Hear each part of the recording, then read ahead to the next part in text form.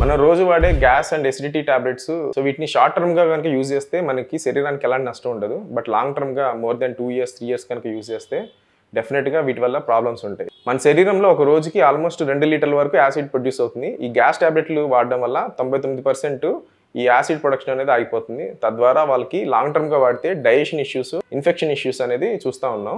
So డైజెషన్కి వచ్చేసరికి almost 50% iron absorption అనేది తగ్గిపోతుంది. వీళ్ళు లాంగ్ టర్మ్ గా వాడడం వల్ల ఐరన్ డెఫిషియన్సీ అనీమియా చూస్తూ ఉంటాం. అలాగే విటమిన్ B12 అనేది 65% అబ్జర్ప్షన్ తగ్గిపోయి నరాల ఎఫెక్ట్ అవ్వడం అనేది చూస్తూ ఉంటాం. ఈ కాల్షియం కూడా ఆల్మోస్ట్ 40 to 50% అబ్జర్ప్షన్ తగ్గిపోవడం వల్ల వాళ్ళకి బ్రిటిల్ బోన్స్ అయిపోయి తొందరగా ఫ్రాక్చర్స్ అనేది చూస్తూ ఉన్నాం.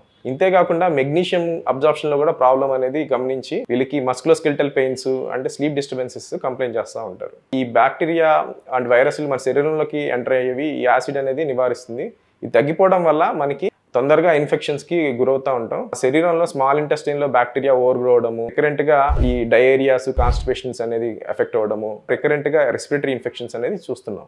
లాంగ్ టర్మ్ గా వాడితే ఈ గ్యాస్ టాబ్లెట్ల వల్ల కిడ్నీలు కూడా ఎఫెక్ట్ అవ్వడం కూడా క్రానిక్ కిడ్నీ డిసీజ్ కూడా దారితీస్తూ ఉంది. డిమెన్షియా అంటే మతిమరుపు కూడా తొందరగా వస్తుందని అధ్యయనాలు చెప్తా ఉన్నాయి. మనం సడన్ గా ఈ గ్యాస్ టాబ్లెట్లు ఆపేస్తే వీళ్ళకి ఎసిడిటీ రీబౌండ్ అయ్యే అవకాశం ఉంది. అంటే అంత ముందు కంటే కూడా యాసిడ్ అనేది ఎక్కువ ప్రొడ్యూస్ అయిపోయి వీళ్ళకి ప్రాబ్లం అనేది ఎక్కువయ్యే అవకాశం ఉంది. సో ఇవన్నీ తెలుసుకున్నారు కదా. సో ఓవర్ ద కౌంటరు మీరు ఇలాంటి గ్యాస్ టాబ్లెట్లు నెలల తరబడి, సంవత్సరాల తరబడి వాడద్దు. మీకు కనుక నిజంగా 4 వారాలు 6 వారాల కంటే కనుక ఎక్కువ ఈ గ్యాస్ టాబ్లెట్ల మీద వాడాల్సి వస్తే తప్పకుండా గ్యాస్ట్రోఎంటరాలజిస్ట్ని కలిసి మీ ప్రాబ్లం ఏంటో డయాగ్నోస్ చేసి తద్వారా కరెక్ట్ ట్రీట్మెంట్ అనేది తీసుకుంటే మంచిది.